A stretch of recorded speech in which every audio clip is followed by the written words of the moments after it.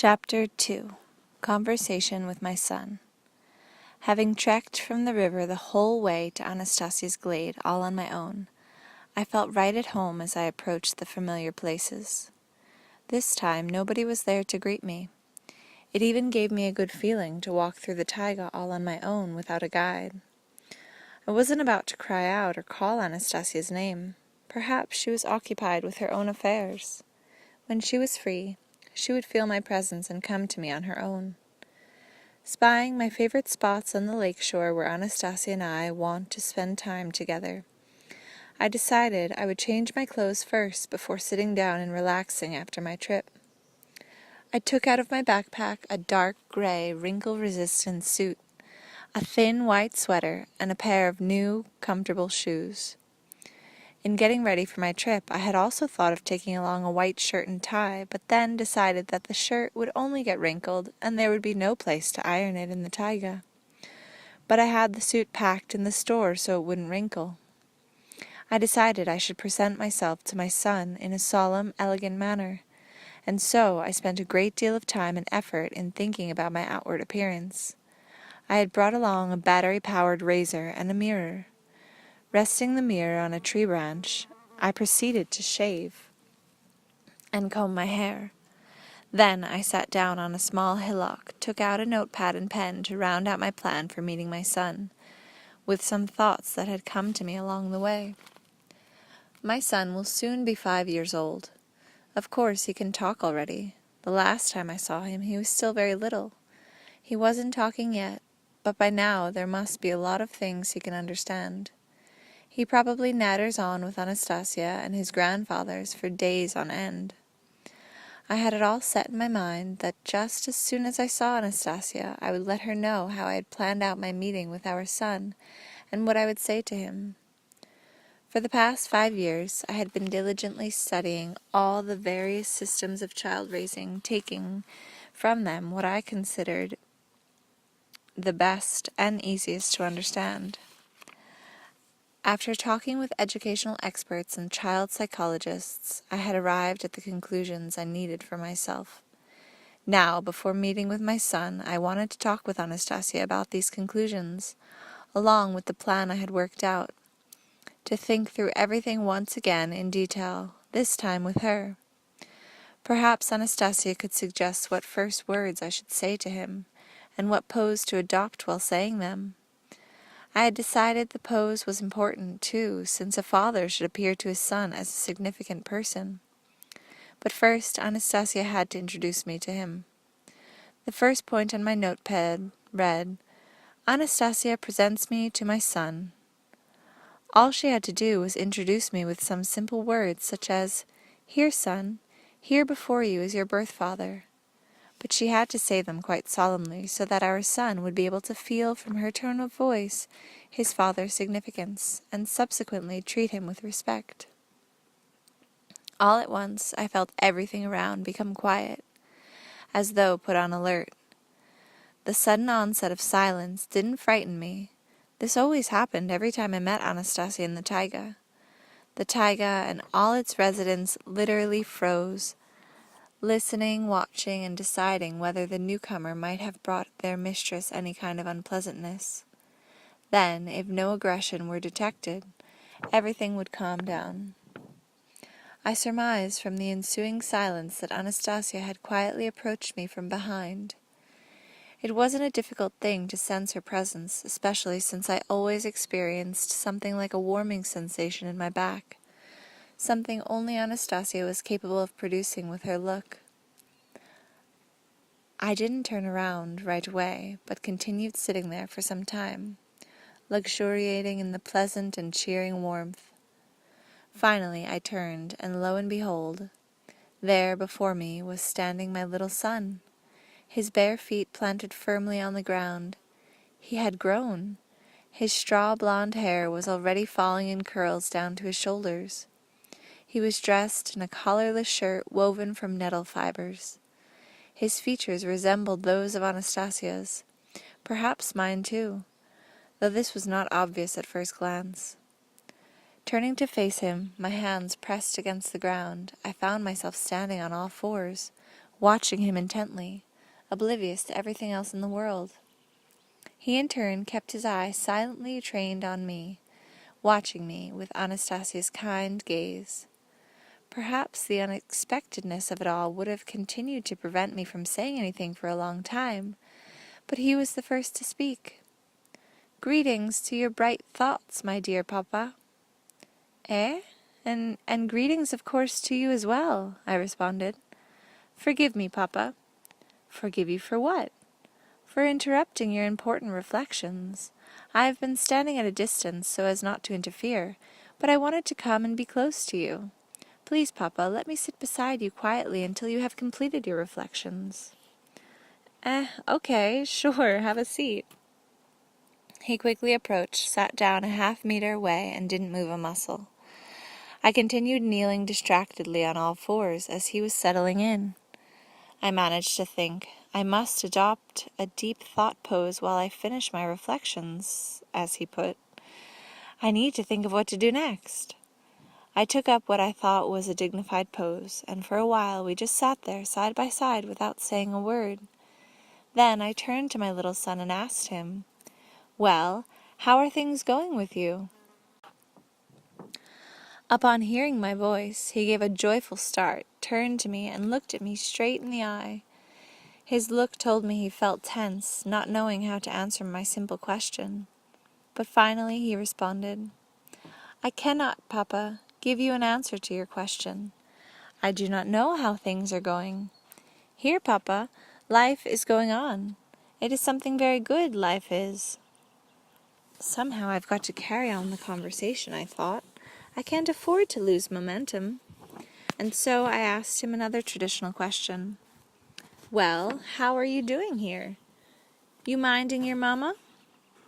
This time he replied at once. "I am always happy to mind my mamma when she speaks. And when my grandfather speaks, it is interesting to listen to them too. I talk to them as well, and they listen to me. But Mama Anastasia thinks that I talk too much. I ought to think more, says Mama Anastasia. But my thoughts come very quickly, and I want to talk differently." "What do you mean, differently?" "Like my grandfather's. I want to arrange my words one after another, like Mama does, like you do, Papa." "And how do you know how I arrange my words?"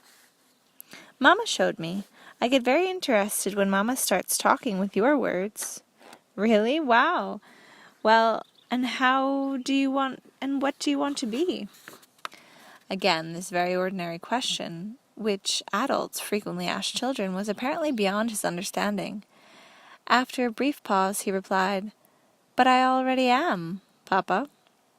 "I know that you are, but I meant, what do you want to become when you grow up? What are you going to do?" "I shall be you, Papa, when I grow up. I shall carry on what you do now." "How do you know what I do?" "Mama Anastasia told me." "And what all has she been telling you about me?" "A whole lot. Mama Anastasia tells me that you are such a... what's the word? Oh yes, I remember. That you are such a hero, my dear Papa." "A hero?" "Yes. It is hard for you. Mama wants life to be easier for you. She wants you to be able to rest in normal conditions for man, but you go to a place where many people find it very hard to live. That is why you go away, to do good to people there. I was very sad to learn that there are people who do not have their own glade, and they are always being frightened and made to live in a way they themselves do not want. They cannot pick their own food. They have to, work, I think it is called. They have to do not what they want themselves, but what somebody tells them to do. And for this they are given paper, money, and then they exchange this money for food. They've simply forgotten a bit how it is possible to live otherwise and enjoy life. And you, Papa, you go to that place where it is hard for people to live and bring good to the people there." Yes, I do go there. There should be good everywhere. But how do you plan to carry on with the good? How are you preparing for it right now? You need to study, to learn." "I am learning, Papa. I like learning very much, and I try my best." "What are you learning? What subjects?" Again, he didn't understand the question right off, but then replied, I learn the whole subject. Just as soon as I chase it up to the speed Mamma Anastasia has, I shall immediately understand the whole subject, or all the subjects. Yes, it is better to say all the subjects. What do you chase up to the speed of your mamma has? My thought. But for the time being, I cannot chase it up as quickly. Mamma's thought runs more quickly. Her thought is quicker than my grandfather's, quicker than a ray of sunshine. She is so quick that only he thinks faster. Who? Who is he? God, our Father. Oh yes, of course. Still, you have to try. You must try your best, my son. Fine, Papa, I shall try even harder. In an effort to continue the conversation about learning without saying something stupid and meaningless, I reached into my backpack and pulled out a book at random. One of the books I had brought with me. It turned out to be a grade 5 textbook called A History of the Ancient World. I explained to my son, You see, Volodya, this is one of the many books people are writing today. This book tells children about how life began on Earth, how man and society developed. It's got a lot of color illustrations along with a printed text. This book outlines the history of mankind. Scholars, they're such smart people, well, smarter than others, or so people say, have described in this book the life of primordial people on the earth. When you learn to read, you'll be able to learn a lot of interesting stuff from books like this. I know how to read, Papa. Eh, really? Your Mama's teaching you to read. Mamma Anastasia once drew the letters for me in the sand, and said their names aloud to me. Do you mean to tell me you memorized all the letters right off? I did. There are very few of them. I was sad to learn there were so few. I didn't pay any attention at first to his remark about the fewness of the letters in the alphabet. I was interested in hearing whether or not my son could actually read a printed text.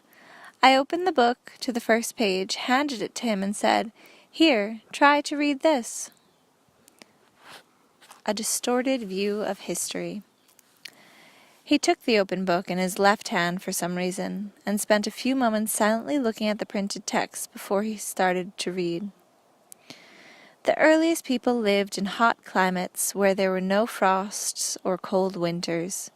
People did not live by themselves, but in groups, which scholars call human flocks.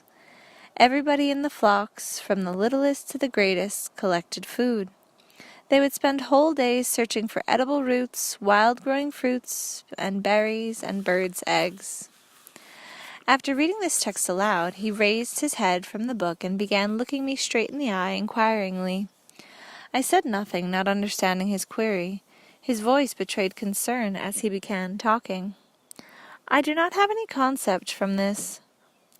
What kind of concept do you mean? No concept at all comes to me. Either it is broken, or it cannot present a concept of what is written in this book. When Mamma Anastasia or my grandfather speaks, I have a clear concept of everything they say. When I read his book, the whole concept is even clearer. But from this book I have only a distorted kind of concept, or it is somehow broken within me. What do you need this concept for? Why waste time on a concept? The concepts come all by themselves when there is truth being told. But here it is not happening. That means... One moment, I shall try to check. Perhaps the people written about in this book had no eyes, if they had to search all day long for food. Why did they spend days searching for food if it was always right with them? Then something inexplicable began happening with the child. He suddenly shut his eyes tight and began feeling the grass around him with one hand. Upon finding something, he picked and ate it, and he got to his feet and said, without opening his eyes, Perhaps they did not have noses either. He pinched his nose tight together with his fingers and began walking away from me. After proceeding about 15 meters, he lay down in the grass, his hands still covering his nose, and uttered a sound something like, "Ah!" At that point it seemed as though everything around sprung into motion. Several squirrels jumped down together out of the trees, spreading their paws and fluffing out their tails like a parachute. running up to the child lying on the grass. They would put something down beside his head, then dash back up into the trees and again parachute down to the ground. 3 wolves standing some distance away also came running up to the boy lying on the grass and began hovering anxiously around him.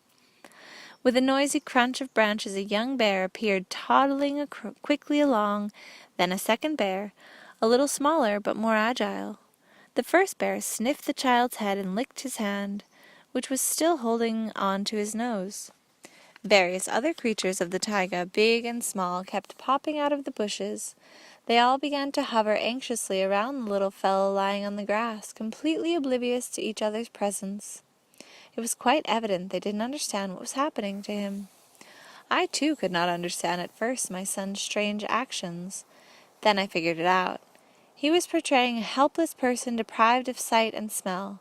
The little ah sounds he kept making from time to time were to signal to those around him that he was hungry. The squirrels kept arriving and departing as before, bringing cedar cones, dry mushrooms, and something else besides, and piling them up on the grass beside the child. One squirrel stood up on its hind legs, its front paws holding a cedar cone. With its sharp teeth, it quickly began extracting the nuts inside. Another squirrel bit the nuts open and made a pile of the freshly shelled kernels. But the boy did not take the food. He continued lying there with eyes closed, his hands holding his nose, and uttering his ah with growing insistence. At this point, a sable came running headlong out of the bushes, a beautiful fluffy creature with a luxuriant coat of fur. It ran 2 circles around the boy, paying no attention to the gathering cluster of animals. And the creatures, whose attention had been totally focused on the unusual behavior of the child, didn't seem to take any notice of the sable at all. But when it suddenly pulled up sharply and stopped at the pile of cedar nuts the squirrels had shelled and began eating them, the creatures reacted. The first ones to bare their teeth and have their hair stand on end were the wolves. The bear, which had been swaying back and forth, shifting its weight from one paw to another, froze still, his gaze trained on the glutton. Then he gave it a slap with his paw. The sable flew off to one side and flipped over, but immediately jumped up and made its nimble dash for the child, putting its front paw up on its chest. Directly the little one tried making his usual demanding ah, the sable brought its muzzle right up to the boy's open mouth and deposited therein the food it had just chewed. At long last, Volodya sat up on the grass, opened his eyes, and let go of his nose. He surveyed all the creatures around him, who were still showing signs of concern. Then he got to his feet and began calming them down. Then each creature in its turn, according to a hierarchy known only to them, approached the boy. Each one received a reward. The wolves got a friendly clap on the mane. With one of the bears, Volodya took its muzzle in both hands and gave it a shaking. Then, for some reason, he rubbed the second bear's nose. He used his leg to press the sable squirming at his feet to the ground. And when it flipped over onto its back, he proceeded to tickle its tummy. After receiving their due reward, each creature in turn respectfully withdrew. Volodya picked up a handful of shelled cedar nuts from the ground and made a sign to the squirrels, which by all appearances was intended to let them know that they need not bring any more gifts, even though the child had been calming the creatures down. Up to this point, the squirrels had been continuing to feed him, but stopped immediately upon Volodya's signal. My little boy came over to me, handed me a fistful of nuts, and said, "In the concept I have within me, Papa, when the first people began to live on the earth, they did not need to spend entire days searching for and gathering food. They did not need to think about food at all. Forgive my concept, Papa. It is not at all what the intelligent scholars wrote in the book which you brought me." Yes, I realize it is quite different. I sat down again on the hillock. Volodya immediately followed suit and asked, "But why are they different, my concept and the one in the book?" I am sure my own thought must have been working faster than ever before. Indeed, why did this book, a textbook for children, contain such hocus-pocus? Even an adult unfamiliar with the wilds of nature must grasp the fact that in a warm climate, especially a tropical climate, there would be all sorts of food in abundance. So much so that even huge creatures, mammoths and elephants, had no trouble in finding enough to eat, and the smaller animals didn't go hungry either. And yet here was man, the most intellectually developed creature among them, having difficulty feeding himself. Really, a virtually impossible scenario. It turns out that the majority of people who study history simply do not think about the implications of what is written in history textbooks. They do not evaluate what they read against the criterion of the most elementary logic, but simply accept the historical past in whatever form it happens to be served up to them. Try telling a Dachshund, for example, a Dachshund with just 600 square meters of land, that his neighbor spends his day walking among the food growing there and can't find anything to eat. The Dachshund would get the impression that his neighbor must be sick, to put it mildly.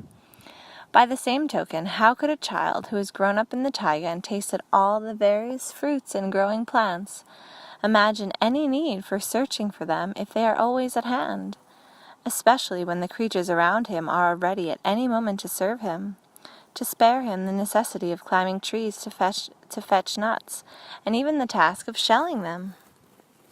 Earlier, I had observed still another phenomena.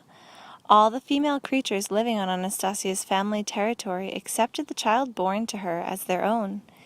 And I am not the only one to have described this phenomenon.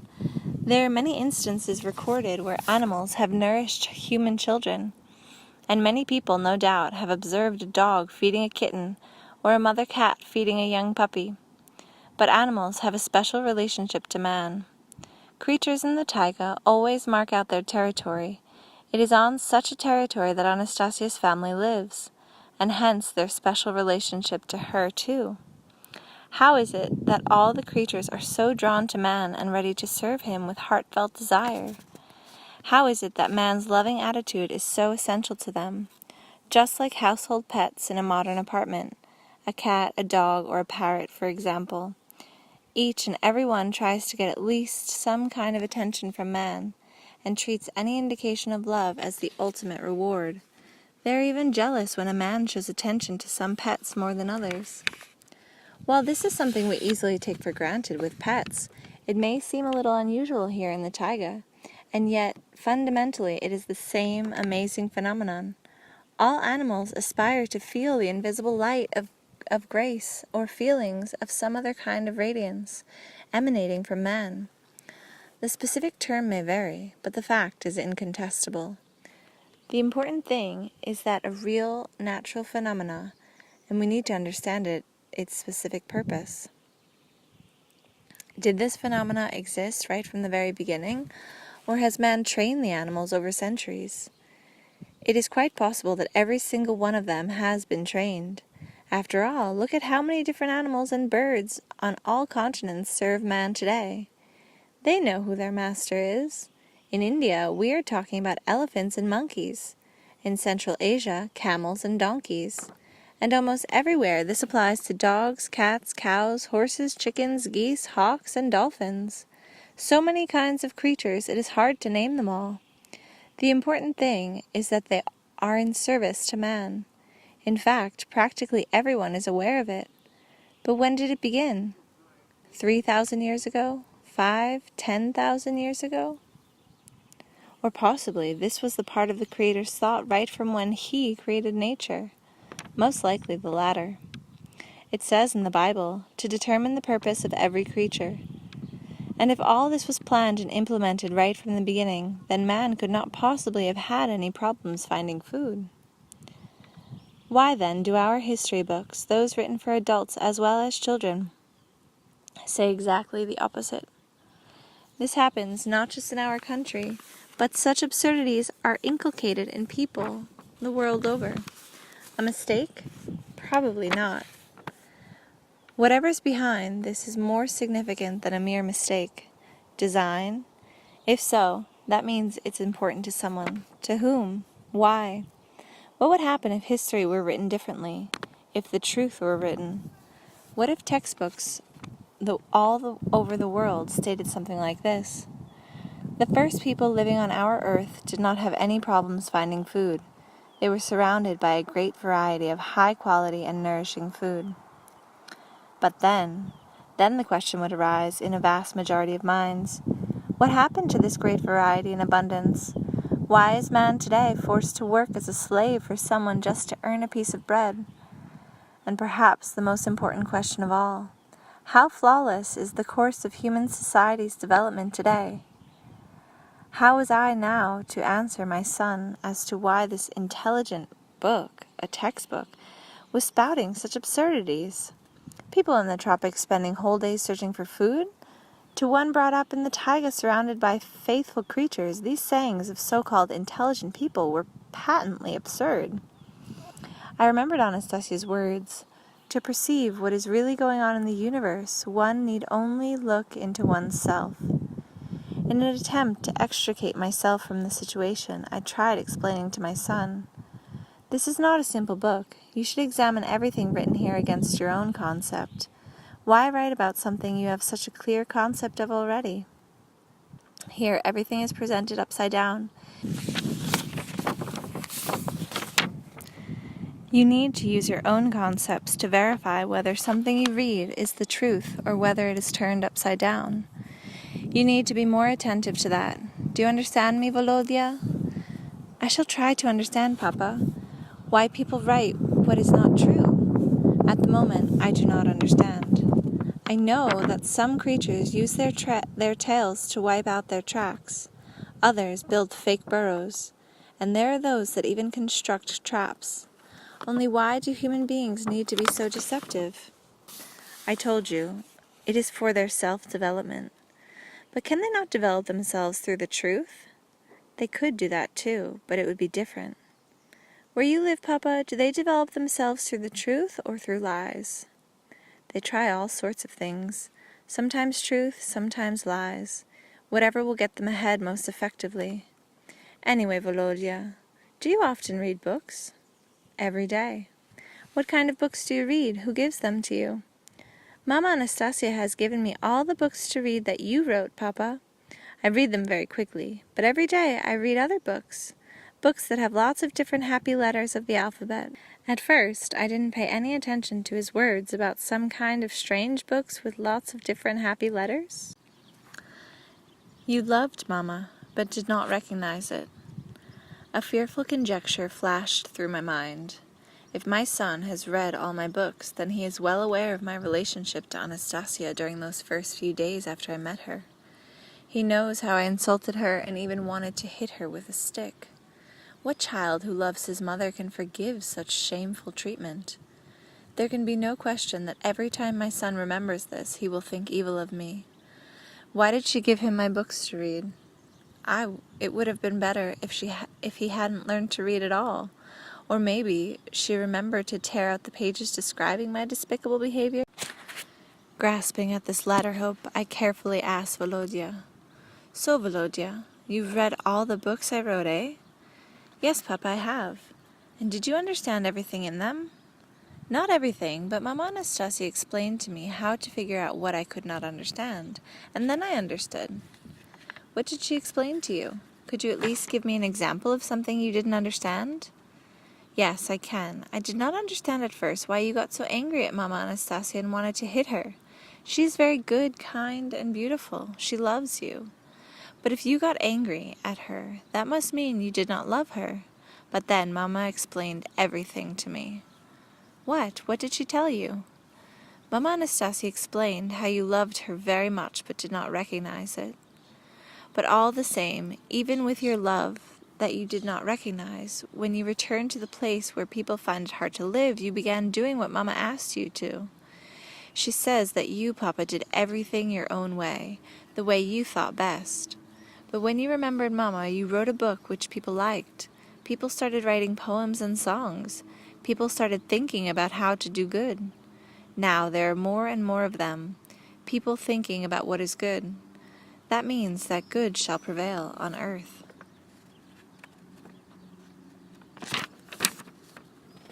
Yet people both criticized you and envied you over the book. But then, Papa, you wrote another book, and then another and another. Some people got even more angry at you. but others clapped their hands when you went to meet with them. They understood what you wrote in the books. They felt the energy of love, which you still did not recognize, helping you write those books. And I was born because you very much wanted to see me, and so did love. You wrote the books, Papa, because you wanted to make the world better for my birth. Only you were not able to make it completely better by the time I was born, because the world is very, very big. Mama Anastasia told me I must be worthy of you and the world. I need to grow up and understand everything. And Mama told me, too, that she has never been offended at you. She recognized at once the energy of love. Then Mama Anastasia read you a book written with the letters of the alphabet that are not sad. She did not read you the whole book, but what she read, you were able to write with letters which people could understand, and you got almost all of it right. What book? What do you mean? Mama read you a book. What's it called? It's called CoCreation. CoCreation? A book of pristine origins. Yes, CoCreation, and I love to read it every day. Only not with your letters, Papa. Mama taught me to read this book with different alphabetical letters. I love all sorts of happy letters. This is a book I can read my whole life. It tells about everything, and soon a new book will appear on the earth. And you, my dear Papa, will write about this new book. I don't think you said that right, Volodya. You should have said you will write this new book. But your 9th book, Papa, will not be one you will write. It will be co-created by many people, grown-ups and children. It will be a living book. It will consist of a whole lot of splendid chapters, paradise domains. People will write this book on the earth and with their father's happy letters. It will be eternal. Mama taught me to read these living and eternal letters to make words from them. Wait, I interrupted my son. I have to think about that one. He meekly fell silent at once. Incredible, I thought. That means somewhere here in the taiga, Anastasia has an ancient book written in letters nobody else knows. She knows these letters, and she has taught our son to make words out of them and read them. She read me chapters from this book for my co-creation. The chapters about how God created the earth and man, and I wrote them down. That's how it worked out, according to my son. But I never saw Anastasia with any kind of book in her hands, and yet my son tells me that she translated the letters of this book for me. I shall have to find out everything through my son. And I asked him, Volodya, you know that in the world there are a whole lot of different languages, for example, English, German, Russian, French, and many others. Yes, I know. What language was it written in, the book Mama can read, and you too? It is written in its own language, but its letters can speak in any language, and they can be translated into the language you speak, Papa. Only not all the words can be translated, because in your language, Papa, there are so few letters. Can you bring this book to me, the one with all sorts of happy letters, as you put it? I cannot bring you the whole book, Papa. I could bring you some of the little letters. Only why carry them around? It is better for them to stay where they are. If you wish, Papa, I can read you the letters right from here. Only I cannot read as fast as Mama. Well, read as best as you can. Volodya rose to his feet, and pointing his finger out into space, he began reading sentences from the chapters of co-creation. The universe itself is a thought from which was born a dream, which is partially visible as matter. My son, you are infinite, you are eternal. Within you are your dreams of creation. He read syllable by syllable. I followed the expression on his face as it slightly changed with each syllable. Now showing wonder, now attentiveness, now joy. But when I looked in the direction his finger was pointing, there were no letters, let alone syllables, to be seen out there in space, and so I interrupted this strange reading. Hold on a moment, Volodya. Does this mean you see some kind of letters out there in space? Why can't I see them? He gave me a quizzical look. He thought for some time before saying hesitantly, Do you not see, Papa? Do you not see that birch tree over there, the pine, the cedar, the rowan tree? Sure, I see them, but where are the letters? Those are the letters, the ones our Creator writes with. He began to read further, his finger pointing to each plant or tree in turn. And at last I grasped this incredible phenomenon. The whole area of the taiga surrounding the lake where my son and I were sitting, and where I had sat many times with Anastasia, was filled with growing things. The name of each tree or plant began with a particular letter, and some were known by different names, name by name, letter by letter, and out came a syllable, then a word, and a sentence. It was much later that I learned that the trees, bushes, and herbs throughout the whole area of the taiga around the glade were not just arranged randomly, but that they actually formed living, growing letters. It was an incredible book that it seemed one could read ad infinitum. It turned out that the very same plant names made up one set of words and sentences if read from north to south, but a whole different set if read from west to east. A third set resulted if one read strictly around the perimeter, and the names of the plants made up yet another series of words, sentences and images if followed the movement of the sun's rays, which acted literally as a pointer. I understood why Volodya called these letters happy. In traditional books, all the printed letters are pretty much uniform, but in this situation, the living letters, even those associated with the same species, were always different. Under different angles of the sun's illumination, they greeted man with their rustling leaves. Indeed, one could go on reading them indefinitely.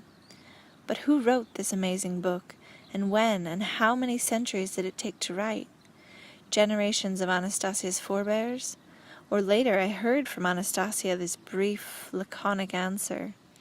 For thousands of years, generations of my forebears preserved the letters of this book in their original order. I looked at my son and feverishly tried to find a topic of conversation on which we could reach a complete mutual understanding. 1 + 1 = 3. Arithmetic, mathematics, of course. There will be no disagreement over an exact science like that.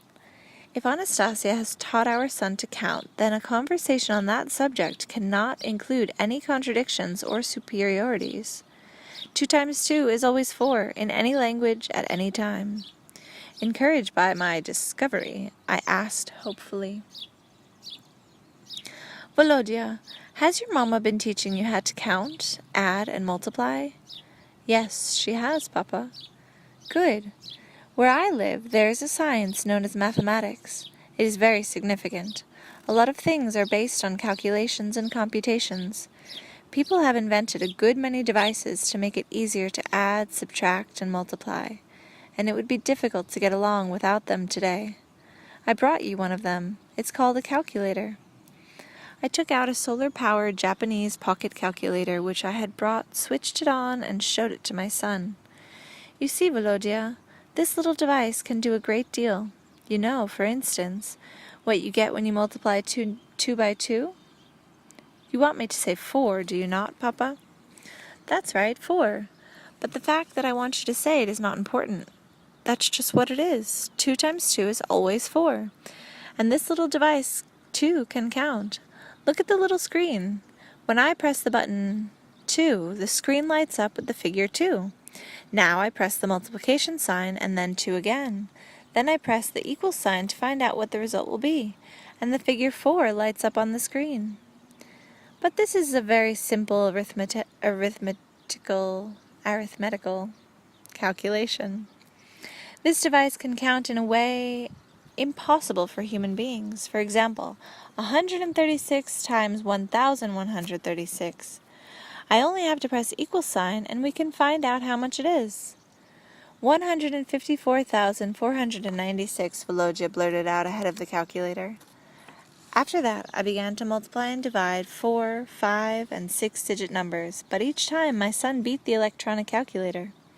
He named the correct figure immediately and without any trace of tension. The competition with the calculator resembled a game, but my son showed no sign of any real interest. He simply named the figures, all the while evidently thinking about something else. How do you do that, Volodya? I asked in amazement. Who taught you to compute so quickly in your head? I'm not computing, Papa. What do you mean you're not computing? You're telling me the result. You're answering the questions. I am simply naming the figures because they are always invariable in a dead dimension. Don't you mean exact dimension? You may call it that, but it amounts to the same thing. Figures always come out of invariables if you picture time and space as frozen. But time and space are always in motion, and their movement changes figures, and then calculations become more interesting. Volodya went on to name some incredible formulas or arithmetical operations, which turned out to be way beyond my comprehension. I only remember that the formula was extremely long. In fact, it really didn't have an ending. He quite animatedly told me the results of some arithmetical operations, but they invariably turned out to be transitional. Each time, after naming a figure, Volodya would add excitedly, "When interacting with time, this number produces—" "Hold on there, Volodya," I interrupted my son. "I don't understand this dimension of yours. 1 plus 1 is always 2. Look, I'm taking here one twig." I picked up a small twig off the ground and placed it before my son. Then I found another twig, put it beside the first, and asked, "How many twigs?" "2," Volodya replied. "Exactly, 2. And it can't be anything else, not in any dimension." "But in the living dimension, the calculation is completely different, Papa. I have seen it." "What do you mean you have seen it?" "The calculation with this other dimension. Is that something you can show me on your fingers?" "Yes, I can, Papa." He raised his little hand in front of me with his fingers compressed into a fist and began to demonstrate. First, he unfolded one finger and said, "Mama." Then a second finger with the words, "Add, Papa, equals," and finally out came a third finger, me. You see, 3 fingers. In order for there to be only 2, I would have to take one away. But I do not want to take away any of these fingers. I want them to be even more, and in living dimension that is possible. Neither did I want any one of the 3 fingers to be taken away. So long live this other dimension, this living dimension, as he puts it, and may the calculation increase. Oh wow, 1 plus 1 equals 3. Most extraordinary. Still, the most incomprehensible thing for me remains the book of the taiga with its living letters. I shall make a universe girl happy. I looked at my little son, who could read and had revealed to me the most extraordinary and probably the livingest book in the world. I realized it would take a very long time to read it in its entirety. Besides, I would need to know the names of all the plants, but for some reason, I had a good feeling in my heart, just from the fact that it existed, this book with all sorts of happy letters, the way my son expressed it, and he will read it. But what then? What will happen when he grows up? He said he would be like me. That means he'll go into our world, into a world full of wars, drugs, violent crime, and poisoned water. Why should he go there? And yet he's got himself ready for it. He's ready to go into our world when he grows up and do something good in it. I wonder what. I asked him, "Volodya, when you grow up, what kind of task or job do you think you will be the most important for you?" Mama Anastasia told me, "First and most important when I grow up, I need to make a particular universe girl happy." "Who? What kind of universe girl?" "Every girl living on the earth is the likeness of the universe." At first I did not understand this. Then I read the book and understood. Every girl is like the universe. Each girl has within her all the diverse energies of the universe. Universe girls should be happy, and I must be sure to make one of them happy. "And how do you intend to carry out your project when you grow up?" "I shall go where many people are living and find her." "Who?" "A girl." "She will, of course, be extraordinarily beautiful?" "Probably, but perhaps she will be a bit sad, and not everybody will think she is beautiful. Perhaps she will be someone who is ill. Where you live, Papa, many people are ill from anti-living conditions." And just why would you pick a girl who is not the healthiest and most beautiful? I am the one, Papa, who will make her the happiest, healthiest, and most beautiful universe girl. But how? Though by that time, when you're grown up, you'll probably have learned how to make another person, your girl, happy. But Volodya, you don't know everything there is to know about the world in which I live. It could turn out after all that the girl you pick may not even want to talk with you. You know who today's girls notice? You don't know. I'll tell you. The pretty ones, and the not so pretty, the sick and the healthy, they notice first and foremost men who have heaps of money and a car, men who dress smartly and have a good social position. Not all of them, of course, but the majority are that way. And where are you going to get heaps of money? Heaps? Well, how much is that, Papa? Well, for example, let's say at least $1 million. Better still, $1 million. You know about currency units. Mama Anastasia told me about the scraps of paper and coins which people love. She said people give out clothes, food, and all sorts of things in exchange for them. They do. But where do they get the money, you know? To get this money, you have to work somewhere. No, just working isn't enough if you want a lot. You have to get into business or invent something. For example, Volodya, could you really invent something people need, something they're really missing? And what kind of invention are people missing the most, Papa? What kind? Well, all sorts. A lot of regions are being hit by an energy crisis, for example. There's not enough electric power. People don't want to build nuclear power plants. They're dangerous. They can explode. But they can't get along without them. Nuclear, where radiation from them can kill people and growing things. You know about radiation? Yes, it is everywhere. It is energy. It is good, needful. Only it should not be collected in large quantity in one place. Grandfather taught me how to control radiation, only it must not be talked about openly. Some people turn good radiation into weapons to kill other people. Yes, better not to talk openly about it. I should think you would really be able to invent something and earn a good deal of money for your girl. Probably I shall be able to, but money does not make people happy. What do you think makes people happy? The space that they make for themselves. I pictured to myself my son becoming a young man, maybe knowing a lot of unusual things, all sorts of phenomena, albeit naive, capable of coping even with radiation, but still naive in respect to the intricacies permeating our lives. And there he'll be, off to look for his girl to make her happy. He'll try not to stand out amidst the other people. That was always Anastasia's strategy when she left the taiga and went out among people. He will try not to stand out, yet all the same, he will never be able to completely blend in. He's preparing himself, he's acquiring a colossal amount of knowledge, he's trying to become physically fit, and all for the sake of one lonely girl. I thought Anastasia would prepare our son for great deeds, and to this end would share her own knowledge and abilities with him. And now it turns out that she sees a man's main goal in life is as simply making just one woman happy. My son's convinced that every woman is the likeness of the whole universe. Could it really be like that? An extraordinary philosophy, but in any case, the point is, my son is convinced of it, and one of his chief aims in life will be to make just one girl happy. A girl he doesn't even know. Maybe she hasn't even been born yet. Maybe she can crawl already, or she's just taking her first steps. Or maybe no girl will want to, or rather, maybe no girl is capable of loving him.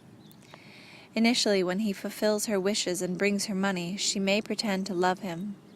Oh, how many women there are like that in our world. They're even ready to jump into marrying some oldster for the sake of his money. They've learned how to feign love. My son will grow up and meet some girl like that. He'll keep fulfilling her wishes, she'll keep telling him she loves him, but what will happen when he starts talking about the need to create a space of love and plant a garden? Will she laugh at him? Will she call him crazy, or will she understand? Maybe she'll understand, but maybe... No, it's better to prepare him for the worst.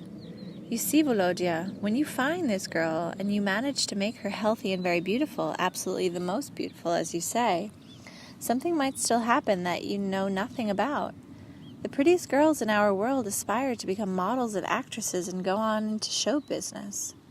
They like it when all the men around them pay them compliments. So just imagine she wants to dazzle the public like a queen. And here you start proposing to create a space of love. Maybe she'll hear you out, but that'll be it. She'll leave you and go off somewhere where there's lots of bright lights, compliments, and applause. And she could even, God forbid, leave you holding a baby. What'll you do then? Volodya replied unhesitantly. Then I shall build a space of love all on my own. First on my own, and then with the child she leaves me, and together we shall preserve love in this space. Preserve it for whom? For myself, Papa, and for the girl, who, as you say, will go off into the world of artificial lights. Then why preserve a space of love specifically for her? Don't you see how naive you are in such matters?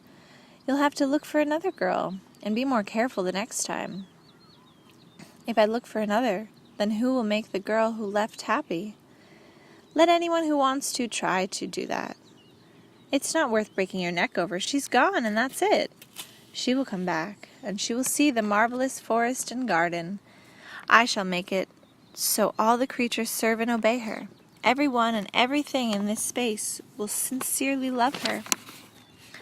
She will probably come back all tired out. She will wash herself in pure water and have a good rest. She will become even more beautiful and will never want to leave her space of love again. Our space. She will be happy, and the stars above her will shine brighter and happier than anywhere else. But if you, Papa, had not thought all this up, if you had not brought about such a situation with your thought about her leaving, she would not have left. I brought about it? I brought it about? Yes, Papa. After all, you are the one that spoke about it. It was your thought. Man creates all kinds of situations with his thought, and this is what you have created. But your thought, can't it change the situation? Can't it counteract mine? You did say it was quick, almost as quick as Anastasia's. I could counteract it. So go ahead, counteract it. I do not want my thoughts to run counter to yours, Papa. I shall seek out another way.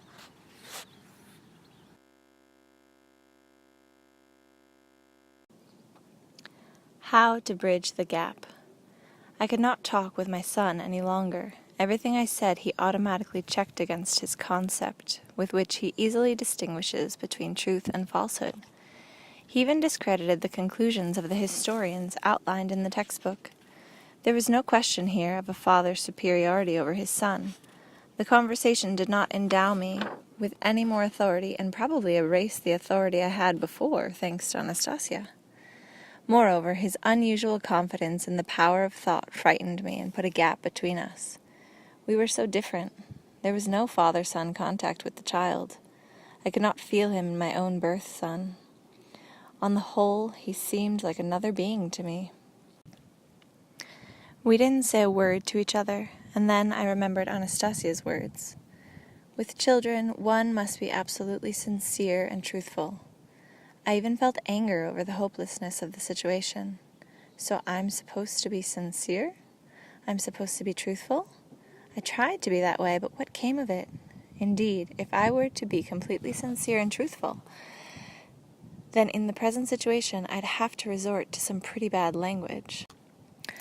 So I said, spilling it out on one breath, Volodya, if everything is to be said absolutely sincerely, you and I cannot hope to have a father-son conversation. We are so different, you and me. We have different concepts, information, and knowledge. I do not feel as though you are my son. I'm even afraid to touch you. In our world, a father can show affection to his son pure and simple, and even punish him or strike him for insubordination. But doing anything like that with you is something I can't even imagine. There's an unbridgeable gap between us. My outburst at an end, I sat silently, not knowing what to say next or how. I sat and looked at my little son, who seemed to be lost in thought.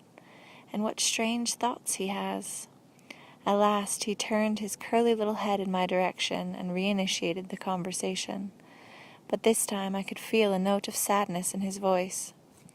Is there some kind of gap between you and me, Papa? You say it is hard for you to accept me as your own birth son. You spend a long time in that other world, where things are not exactly the same as here. I know, Papa, that parents, they sometimes beat their children. Everything is a bit different there. I have been thinking, Papa. Just a moment." He quickly got up and ran off a little ways. He returned carrying a branch with dry needles and handed it to me. "Take this branch, Papa, and beat me with it. The way parents beat their children in that other world which you spend so much time in." "Beat you? Why? What have you thought up now?" "I know, Papa, that over there in the world you have to spend so much time in, parents beat only their own birth children. I am your birth son, Papa. You can beat me so you can feel yourself to be my birth father. Perhaps it will be easier for you that way. Only do not strike this arm or this leg. This arm will not feel pain, and this leg will not feel at all. They are still a little numb. But all the rest of my body will feel pain. I probably shall not be able to cry the way children do. I have never cried in my life." "Nonsense, sheer nonsense. Nobody ever beats their children, not even in that other world, as you call it, without a reason. Sometimes, yes, they punish them and give them a light slap, but only when children do not obey their parents, when the kids don't do as they're supposed to." "Yes, of course, Papa. When parents decide that their children have behaved improperly." "Exactly. So, Papa, I want you to consider something in my behavior improper." "What do you mean you want me to consider? When behavior is improper, it is clear to everyone that it is improper. It's not up to the parent to consider it improper or proper. Everyone should understand that it is improper. And the children who are beaten should understand? The children, too. That is why they beat them, to make them realize that they were wrong." "And cannot they understand this before being beaten?" "They can't, obviously. Even when parents explain it to them, they cannot understand? They cannot, and that's why they're at fault." "And the one who did not explain it to them understandably is not at fault?" "Well, no, that is... Now see how you've thrown me off completely with your misunderstanding." "Good. Now that I can not understand, that means you can beat me, and there will be no more gap between us." "Oh, why can't you understand? Punishment comes when, for example, let's say Mama tells you in no uncertain terms, 'Volodya, don't do that.' And in spite of her telling you not to, you go ahead and do what she told you not to. Do you understand now?" "I do." "Have you ever done something Mama told you not to?" "Yes, I have, twice. And I will do it again, no matter how many times Mama Anastasia tells me not to do it." My conversation with my son continued to unfold quite differently from the way I had planned. There was no way I could present modern civilized society, and consequently myself, to him in a favorable light. I got so upset over my son's latest arguments that I banged my fist on a tree trunk. I spelled out to him, or perhaps more to myself, not all parents, even in our world, punish their children by beating them. On the contrary, many of them look for a better system of child raising. I tried to find one, but it didn't work out. The last time I saw you here, you were still quite little. I wanted to hug you and squeeze you, but Anastasia said I shouldn't interrupt a child's thoughts, even to give him a pat on the head. She said a child's thought process was an extremely important matter. And so I just watched you. And you were always busy with something. And now I've come to the point where I don't know how to talk with you. And today, Papa, you no longer want to give me a hug? I want to, but I can't. My head has been turned upside down with all these systems of child raising. Then may I do it? May I give you a hug, Papa? After all, our thoughts are the same now. You want to hug me too? Yes, Papa. He took a step toward me. I gradually lowered myself to my knees. It felt as though my whole body was sinking to the ground. He grasped me firmly around the neck with one arm and pressed his head to my shoulder. I could hear his heart beating. My own heart was beating fast and irregularly. I started finding difficulty in breathing. It must have been just a few seconds, though, a minute at the most, before my heartbeat began to even itself out, as though tuning into the rhythm of another heart. My breathing became natural and gentle. In fact, my whole feeling of well-being suddenly changed. I wanted to say or cry out, "How wonderful everything is around, how splendid man's life is. Thank you to whoever thought up this world." And I felt like saying a whole lot of other good things. But the words came together only inside me. I stroked my son's hair and asked him, for some reason, in a whisper, "Well, tell me, son, what could you possibly have done that your mother told you not to, and that you would still do even now?" "It was once when I saw Mama Anastasia," he replied, also in a whisper, to start with, without raising his head from my shoulder. "It was when I saw—" And at this point he detached himself from me, sat down on the ground, and stroked the blades of grass with his little hand. The grass is always green when it feels good. For a while he didn't say a word. Then he raised his head and continued talking. "I shall save my Mama. One time I did not see Mama for a long while," Volodya began.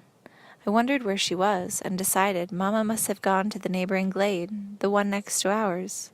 It is similar to ours, but it is not as nice there. I walked over to the neighboring glade. There I saw Mama. She was lying on the ground without moving, and was all white. The grass around her was all white too. At first I stood there wondering why this had happened. Mama's face and the grass around her should not all be all white like that. Then I decided to touch Mama. She managed to open her eyes, only just, but she did not stir.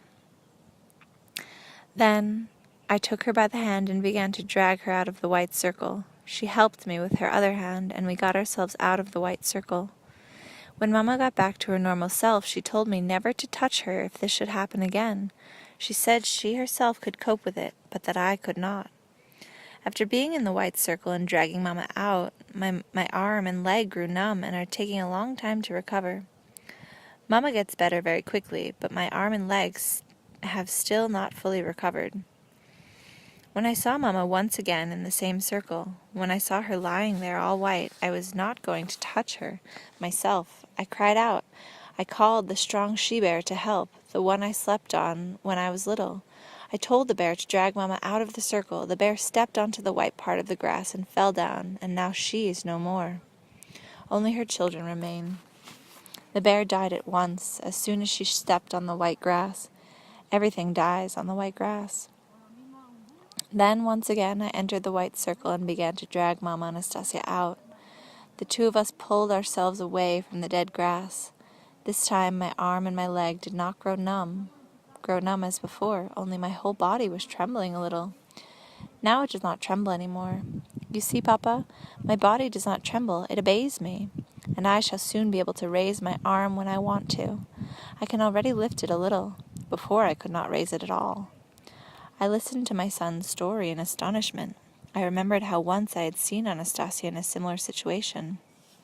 I, too, had instinctively tried to pull her out of the white circle. I remembered the elderly philosopher Nikolai Fyodorowitch talking about it. But why does she put herself in that kind of danger, even risking her own son? Can it be so important to her, burning within herself some sort of invisible energy directed at her? A number of times on TV there have been reports on unusual circles with perfect geometrical shapes. They have appeared in various countries, usually in grain fields. Right in the middle of ordinary grain crops, people have discovered circles with the stalks trampled on the ground. Not just trampled at random, but with all the stalks pointing out in the same direction and forming perfect geometric figures. Scientists are studying these mysterious phenomena, but so far haven't been able to come up with any explanation for them. In Anastasia's case, the grass has also been trampled down in a circle, but in contrast to what's been shown on TV, the grass here has gone all white besides, as though it hadn't got enough sunlight. Anastasia says that this is human-generated negative energy. Maybe it is, but why has it been focused so strongly on Anastasia? What kind of people are aiming it at her? Forgetting myself, I said aloud, "Why does she struggle with it? Whom does the struggle benefit? Who is made better by it?" "Everybody benefits a little," I heard my son's voice say. Mama says that if the energy of evil lessens, if she is able to reduce it by burning it up inside her so that it is not reflected back into space, there will be less of it, and those who produce it will mellow somewhat themselves. Show me, how many of these white circles are there, and where are they? Next to our glade there is a very small glade. The white circles are always appearing there. Afterward the grass becomes green again, but it has not yet greened over completely, and you can still see the circles. If you wish, come with me and I can show them to you, Papa. Let's go. I quickly rose to my feet and took my son's hand. The child trotted quickly along on his little legs, though I noticed that he was limping slightly, and so I endeavored to walk a little more slowly. From time to time, Volodya tried to look into my eyes. He chatted away the whole time, telling me about something as we walked. But all I could think about were the strange white circles in Anastasia's inexplicable behavior, and the reasoning behind her actions, about this whole unusual phenomena. To somehow keep the conversation going with my son, I asked him, Volodya, why do you sometimes call her Mama and sometimes Mama Anastasia? I know a lot of mamas who lived earlier on the earth. Mama Anastasia told me about them. I can call them grandmothers or great-grandmothers, but I can also call them mamas. My grandmothers gave birth to Mama. I can also call them mamas. When I hear them being talked about, I can feel them and see them and picture them, and sometimes I picture them all on my own. But so as not to get confused, I sometimes call my mama, Mama Anastasia. All mamas are good, but for me, Mama Anastasia is the closest and the best. And she is more beautiful than the flowers and the clouds. She is very interesting and cheerful. I hope she is forever.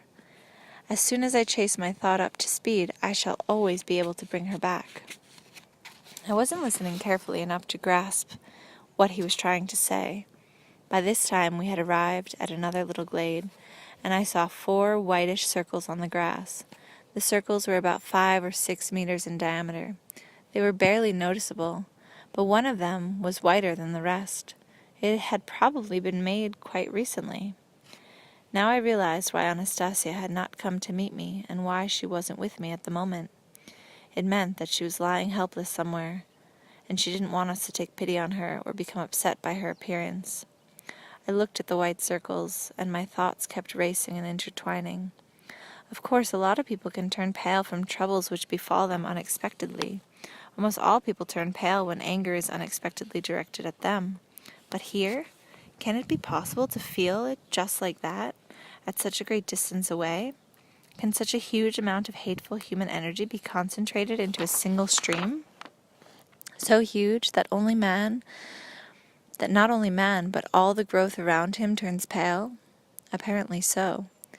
There they are, the traces of the most wicked attempts. And once again I remembered her words, which I cited in the 4th book. All anger on earth, leave your deeds and make haste to me. Join, fray with me, try your utmost. I stand alone before you, try to defeat me. To defeat me, all of you come meet me together. The fight will be fightless. I thought these were just words, but everything she says comes true. The books, just like she said, and the bard's songs and the poems. She's not just whistling in the wind, but why did she say the fight will be fightless? The upshot is that she tries to simply burn up the anger inside of her, and she tries to do this alone. As far as I'm concerned, I think one should fight them out and out, smash their rotten mugs in. But she's all alone. No, you shall not be alone, Anastasia. I can at least try. I can at least take a little of this filth upon myself, and I shall fight it. Oh, if I could only speak the way she does, I would tell them. I probably got a little too carried away and blurted out, "Hey you, malice mongers, come and try and get me, and I'll burn at least a few of you." Little Volodya, all at once, let go of my hand and ran on ahead, then looked me intently in the eye with amazement. Then he stamped his little foot, and grasping hold of his injured arm with his healthy one, he raised both arms above his head and cried out, imitating my tone of voice, Hey, come and try and get me too, you malice mongers. You see, my arm is getting better. Mama Anastasia is not alone. I am here too, and my thought will be racing faster and faster. Hurry and come on, you malice mongers. Leave what you are doing and hurry over to me. Look at how I am growing. And he got up on his tiptoes in an attempt to raise his arms even higher. So, my fine warriors, my dashing young braves, who are you about to make war on today, my gallant knights? Came Anastasia's quiet voice. I turned around and caught sight of Anastasia sitting under a cedar tree. She was evidently tired, and her head was even resting against the tree trunk, and her shoulders and arms were sinking, and her hands were resting on the ground. Her face was pale, and her eyelids slightly lowered. Papa and I were standing up against malice, Mama, Volodya responded on my behalf. But to fight against malice, you have to know where to find it, what form it takes. It is essential to know everything about your enemy, Anastasia said quietly and with difficulty. Mamochka, you rest here while Papa and I try to do that. If we do not do it properly, you can tell us later. Papa has had a long journey, little one. He should have a rest first. I've had a rest, Anastasia. In any case, I'm not all that tired. Hello there, Anastasia. How are you? For some reason, I was overwhelmed by the sight of her helplessness and couldn't move. I started talking disconnectedly, not knowing what to say or what to do next. Volodya came over to me, took me by the hand, and went on talking to his mother. I shall give Papa some refreshments after his journey and bathe him in the pure water in the lake, and I shall collect some cleansing herbs. You, Mamochka, just rest here in the meantime. Do not waste your energies on conversation. I shall take care of everything myself. Then Papa and I shall come to you. I want you to recuperate your strength as quickly as possible. I shall go bathing with you too, Anastasia declared. Wait, and I shall go with you. Supporting herself with her hands against the cedar trunk, Anastasia tried to get up. She managed to raise herself a little, but again sank back down to the ground, her hands slipping against the trunk. Her whisper was barely audible. Oh, how could I have failed so badly? I am unable even to rise to greet my son and my love. Once more, leaning against the cedar trunk, she began the challenging task of raising herself off the ground. She probably would not have made it this time either, but all at once something incredible happened. The huge cedar tree Anastasia was leaning against suddenly began to extend the needles of its lower branches out toward her. The needles began emitting a barely noticeable pale bluish glow. Slowly, almost imperceptibly, the glow enveloped Anastasia. Then I heard a crackling sound coming from above, not unlike the kind one hears when standing under high-voltage transmission lines. I looked up and saw that the needles of the surrounding cedar trees had also started glowing with the same faint bluish light. But that wasn't all. They were all pointing in the direction of Anastasia's tree. This tree's upper branches were receiving the light emanating from the neighboring cedars, and the glow of its lower needles kept increasing in intensity. This phenomenon lasted approximately 2 minutes. Then there was a pale blue flash, and the light coming from the needles was extinguished. The needles looked to me as though they had become slightly withered. Anastasia was scarcely visible in the bluish radiance still enveloping her. After it had dispersed or gone into her, I could not tell. I saw. There, beneath the cedar tree, back to her normal self, full of life, stood Anastasia, looking unusually beautiful, smiling at me and our son. Looking up, she quietly said, "Thank you." Then, can you imagine a grown woman showing off this? Anastasia sprang into action, making a dash over to the largest of the white circles. Upon reaching its edge, she made another leap in the air, this time quite high. A triple somersault landed her in the very center of the circle. Another leap, and this time she did a leg split, just like a ballerina. With a trill of her alluring laughter, she twirled in a dance over the white circles. All around, the forest seemed to come to life and echo her joyful excitement. Squirrels leapt from branch to branch around the perimeter of the glade. Though the bushes, some kind of creature's eyes gleamed like precious stones. 2 great eagles flew down one after the other from the sky and circled over the glade, rising and descending by turns. Anastasia continued laughing and dancing like an acrobat and ballerina, and gradually the grass beneath her feet began to turn green, and even the whitest circle became barely noticeable. My heart kept feeling lighter and lighter from all her dancing, her laughter, and everything around. And then, all at once, my little son ran out and did a double body roll across what remained of the white circle.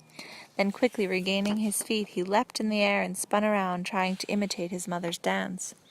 Even I couldn't refrain myself and joined in the fun, dancing or just jumping up and down for joy alongside my son. "Let's go to the water! Who can catch up to me?" exclaimed Anastasia as she made a headlong dash for the lake, with Volodya and me in hot pursuit. Slightly panting from all the jumping, I began to lag a little behind, but I saw how Anastasia leapt and somersaulted in the air before plunging into the lake. A few minutes later, Volodya took a flying leap from the shore, and his bottom hit the water with a loud smack. I began taking off my clothes on the run, tossing them on the ground along the way. I plunged into the water, still wearing my undershirt, trousers, and boots. As I surfaced, I caught Anastasia's shrill trill of laughter. Our son was laughing too, with a surfeit of emotion, slapping the water with his hands. I was the first to come out of the water. I began to peel off my wet clothes and wring them out. Upon reaching the shore, Anastasia immediately put on her light dress right over her wet body. Then she helped me spread out my trousers over the bush so that they would dry more quickly in the breeze. I fetched a tracksuit from my backpack and put it on. Anastasia stood beside me, and her dress was already dry. I wanted to give her a hug, but for some reason I could not bring myself to go through with it. She came up very close to me, and I could feel the warmth emanating from her. I felt as though I wanted to say something nice to her, but nothing came to mind. All I could muster was, "Thank you, Anastasia." She smiled, put her hands on my shoulders, rested her head on my shoulder, and responded, "And thank you, Vladimir." "Great," Volodya's cheerful voice rang out. "I shall be off now." "And where are you off to?" Anastasia inquired. "I shall go and see my elder grandfather. I shall give him permission to bury the body, and I shall help him. So I am off." Volodya quickly departed with hardly a limb to be noticed.